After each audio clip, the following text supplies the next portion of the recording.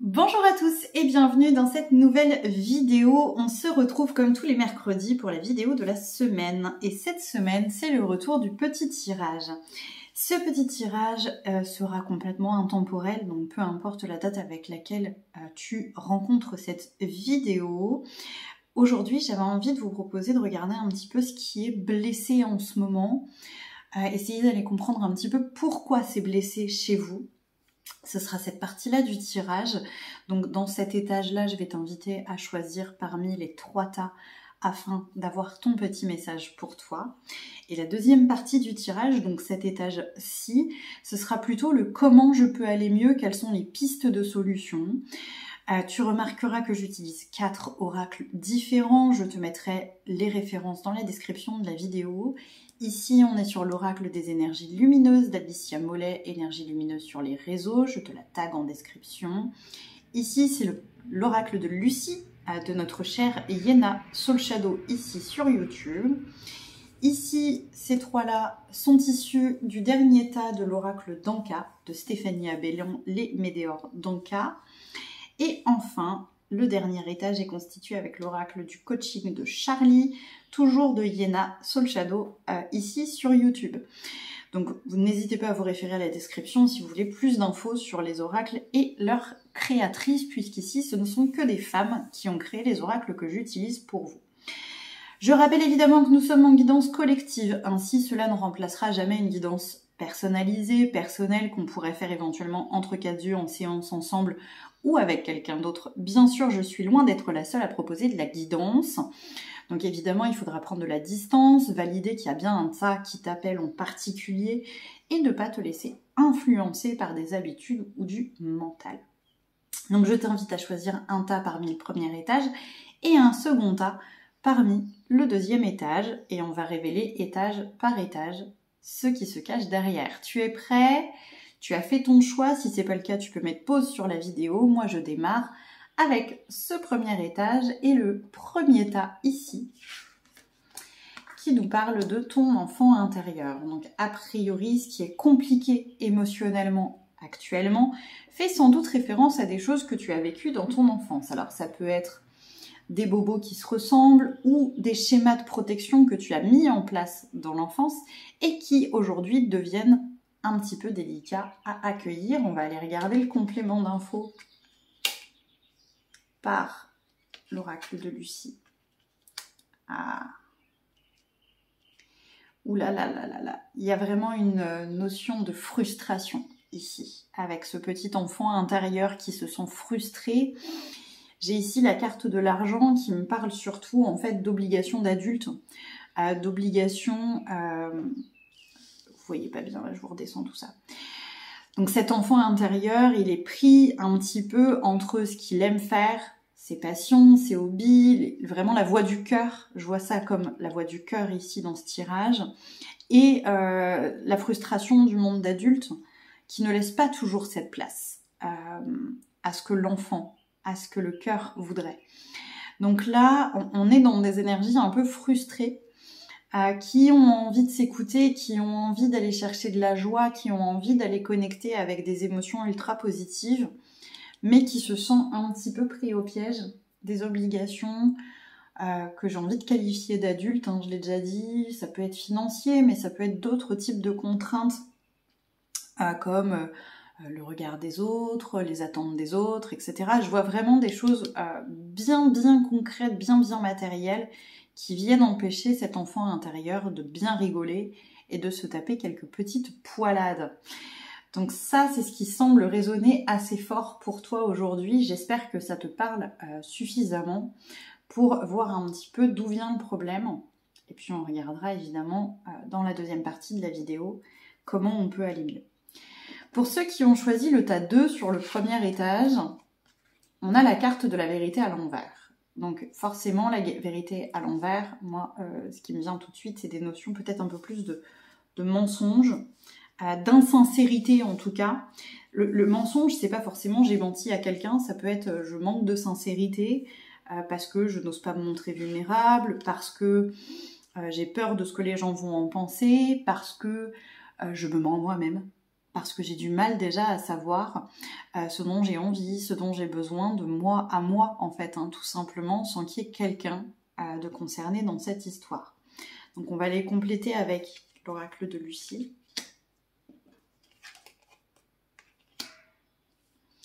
Là, il y a vraiment cette notion de quelque chose d'assez inconscient avec l'espion, là.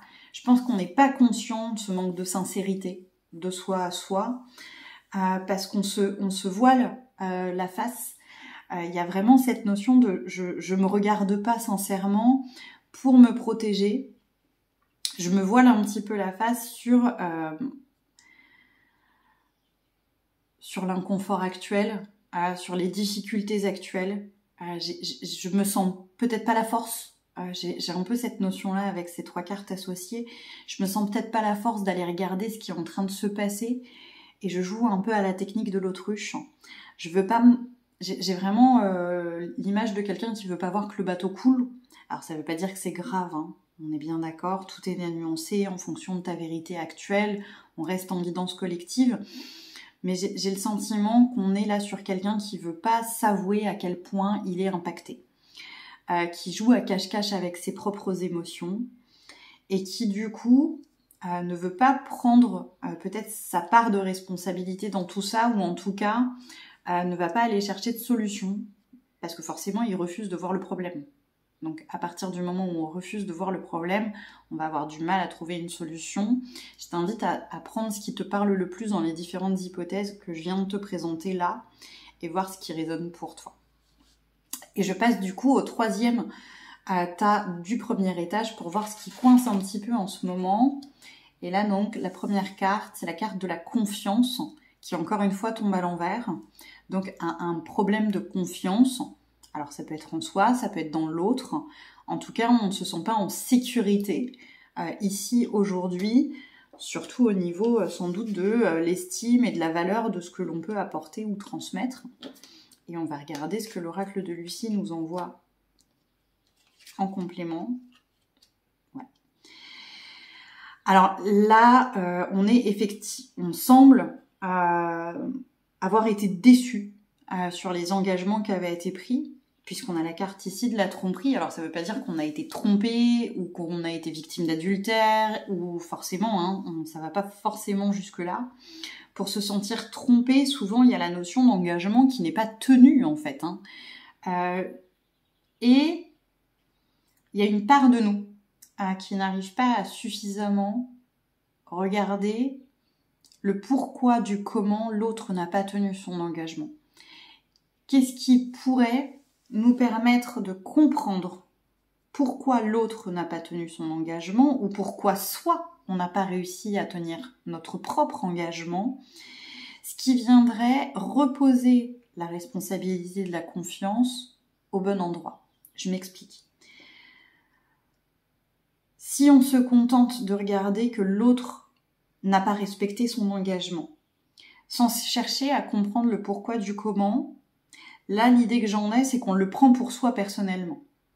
Alors qu'en fait, si on tendait l'oreille et qu'on cherchait à comprendre ce qui s'est passé pour l'autre avec de la compassion, avec un cœur un peu disposé à entendre ce qui va et ce qui va pas, on se rendrait peut-être compte de à qui revient telle ou telle responsabilité dans la difficulté, et donc renouer avec une forme de confiance. Quand je me trompe, est-ce que je suis le seul responsable ? Quand l'autre se trompe, est-ce qu'il est l'entier responsable ? Revenir sur des notions de responsabilité bien distribuées de façon juste, de façon équilibrée, pour ne pas trop impacter la confiance de l'un ou la confiance de l'autre, et revenir sur un lien équilibré. J'espère que c'est clair quand je le dis comme ça. N'hésitez pas à me dire dans les commentaires si vous avez besoin que je revienne sur certaines notions. Donc voilà pour les 3 premiers tas. Un premier tas avec un enfant intérieur un peu frustré par les responsabilités d'adulte, si je résume. Un second tas où on a du mal à regarder les choses vraiment très concrètement, presque de façon pragmatique, pour pouvoir trouver des solutions. Et un troisième tas où là, il y a plus de l'estime de soi en compte, mais peut-être avec une mauvaise responsabilité posée, ou en tout cas une responsabilité pas forcément posée au bon endroit. Donc maintenant, on va aller regarder un petit peu ce que l'on peut vous proposer pour sortir de cette situation assez inconfortable avec le deuxième étage et donc les 3 petits tas que je remonte ici, parmi lesquels je vous ai proposé de choisir. Et c'est parti tout de suite pour le tas numéro 1. On nous parle d'ancrage. Alors, tu le sais sans doute, j'ai une vidéo complète sur cette chaîne qui est consacrée à l'ancrage, parce que l'ancrage, c'est quelque chose d'extrêmement complexe, bien plus complexe que visualise tes racines. L'ancrage, c'est le « je suis », c'est l'instant présent, c'est notre lien à la terre, bien sûr, mais c'est aussi notre lien avec notre incarnation, notre lien à nous-mêmes. C'est vraiment extrêmement riche et c'est pas toujours simple de savoir comment travailler notre ancrage, donc n'hésite pas à aller regarder cette vidéo en complément si tu en ressens le besoin. Et je vais aller regarder tout de suite ce dont nous parle le coaching de Charlie pour compléter. Là, il y a vraiment l'idée de se recentrer, de refaire de toi ton point d'ancrage, de ne plus se disperser.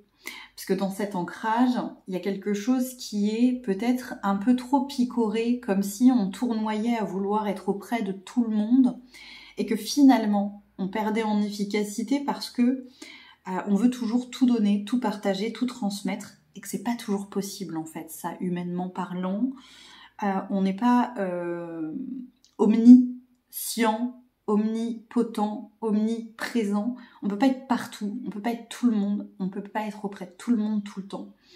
On a besoin parfois de se recentrer et de travailler notre lien à soi pour après pouvoir offrir en partage et non pas s'épuiser. Parce que là, j'ai vraiment l'image de quelqu'un qui tourbillonne et qui s'épuise et qui a besoin de recentrer pour arrêter de tourbillonner et de s'épuiser en voulant être partout, ce qui finit par conduire malheureusement à être nulle part. Je ne sais pas si c'est clair comme ça, mais il y a vraiment ce besoin de se recentrer et de travailler son ancrage personnel pour ensuite pouvoir partager de façon saine, équilibrée et sans s'oublier au passage. J'espère que ça vous aidera pour votre problématique et que vous ferez le lien entre les 2 tas. C'est parti pour le deuxième. Donc là, on parle d'augmentation du taux vibratoire et de silence. Alors, le taux vibratoire, c'est en gros comment il nourrit le corps énergétique. Est-ce qu'il est chargé à 100% ou est-ce qu'il est chargé à 80, 50, 20%? C'est l'image que moi j'ai du taux vibratoire. Même chose que pour l'ancrage, là j'ai une vidéo complète qui en parle si tu souhaites aller regarder un petit peu ma vision des choses à ce niveau-là. Ou si tu sais pas du tout ce que c'est qu'un taux vibratoire. En gros, c'est comment se porte, c'est l'échelle de mesure de ton corps énergétique. On va dire ça très grossièrement. C'est évidemment à nuancer, mais c'est un peu ça. Là, ce taux vibratoire, il a besoin de remonter. Il a besoin de remonter, mais pas en se focalisant sur la problématique de « il est trop bas et je dois le remonter ». C'est vraiment ce que vient de dire cette carte-là, se concentrer à l'envers. Il faut pas que ça devienne une psychose de « oh là là, mon taux vibratoire est pas assez haut, il faut que je le grimpe », parce que ça pourrait vite ramener à une sorte de positivité toxique. J'ai vraiment ce lien-là qui se fait avec ces 2 cartes. Par contre, il peut peut-être être question tout simplement de s'accorder des temps d'observation. Tu vois, pas le truc prise de tête. Là, j'ai vraiment un lien à quelque chose d'assez méditation, respiration, comment je vais, et du coup, qu'est-ce que j'ai en stock, qu'est-ce que je peux faire avec ça, et prendre le temps de s'écouter soi, et peut-être d'écouter un petit peu moins l'autre, les demandes des autres, les besoins des autres, et les conseils, parfois pas toujours très sollicités de la part des autres. Là, j'ai vraiment quelqu'un qui revient sur soi aussi, comme ici, mais plus dans l'observation de soi, sans forcer les choses, mais en faisant avec ce qu'il y a en fait. L'idée, c'est pas de te forcer à augmenter ton taux vibratoire, c'est offrir de l'espace et du silence pour que ça se règle, pas comme par magie, mais presque, tu vois, en se foutant la paix et en s'accordant de l'observation de soi pour ne pas dépasser ses limites. C'est pas que le taux vibratoire est pas suffisant, c'est que le taux vibratoire, il est mal utilisé, il est employé là où il ne devrait peut-être pas l'être. Il y a vraiment une idée de restructurer comment on utilise ces énergies. J'ai vraiment ce lien-là ici et j'espère que c'est clair pour vous. Encore une fois, s'il y a besoin, n'hésitez pas dans les commentaires. Tas numéro 3, la carte est évidente. Là, on a peut-être besoin d'un petit coup de main quand même. Ouais, il y a besoin d'un accompagnement peut-être. Alors, pas forcément, là la carte nous parle d'un thérapeute. Alors bien sûr que ça peut être quelqu'un du médical, un médecin, un psychologue. Bien sûr que ça peut être quelqu'un avec une approche un peu plus alternative. Mais c'est peut-être aussi juste un proche. Parce que là, le conseil, c'est qu'on a peut-être besoin d'aide pour y voir clair dans nos émotions. Parce que on a du mal à les accueillir. Je ne sais pas si vous entendez ce que ça provoque chez moi au niveau de la voix. On a du mal à les contenir. Ça déborde. C'est très intense. Et là, on a du mal à les poser. Et on a besoin, pour les poser, de les présenter à quelqu'un. Je crois que là, il y a besoin d'exprimer les choses parce que en faisant l'effort d'expliquer à quelqu'un ce qui t'arrive et ce que tu ressens, ça va t'obliger à toi aussi comprendre ce qui se passe. Pour expliquer quelque chose, on a forcément besoin de le comprendre. Et en fait, là, il y a vraiment un lien à la parole qui libère, à la parole qui guérit. Non pas en écoutant les conseils forcément de la personne que tu vas aller choisir, c'est pour ça que j'ai vraiment pas l'image que ce soit forcément quelqu'un dans le domaine du soin, que ça peut être aussi tout simplement un proche, parce qu'en fait c'est toi, en parlant de ce qui t'arrive, qui va être obligé d'arriver à des constats, et donc peut-être à des prises de conscience, et qu'ainsi ça va pouvoir déclencher ce qu'il y a besoin de déclencher. Tu vois, ces émotions, on va enfin pouvoir les accueillir, les nommer, les définir, les raconter. Et qu'en faisant ça, on va pouvoir se comprendre. Donc bien sûr, j'ai vraiment l'image de la parole, mais si vraiment tu n'as personne à qui parler, tu peux aussi peut-être le faire seul à l'écrit, avec un papier et un crayon, et venir déposer sur le papier. Mais là, j'ai vraiment ce chakra-gorge qui me dit non, on a besoin de libérer par la parole. Donc si tu es seul, n'hésite peut-être pas à le faire à voix haute ou au travers de la musique, au travers de la chanson par exemple, pour t'aider à aller mieux. Et ben voilà les petits chats, on est sur la fin de ce petit tirage. J'espère que ça vous a donné des pistes d'observation de vous-même. Je vais vous mettre dans la description les petits liens pour la vidéo sur l'ancrage et sur le taux vibratoire pour que vous n'ayez pas à fouiller l'intégralité de la chaîne pour tomber dessus. Je vous souhaite à tous une très très belle journée, une très très belle semaine et je vous dis à bientôt.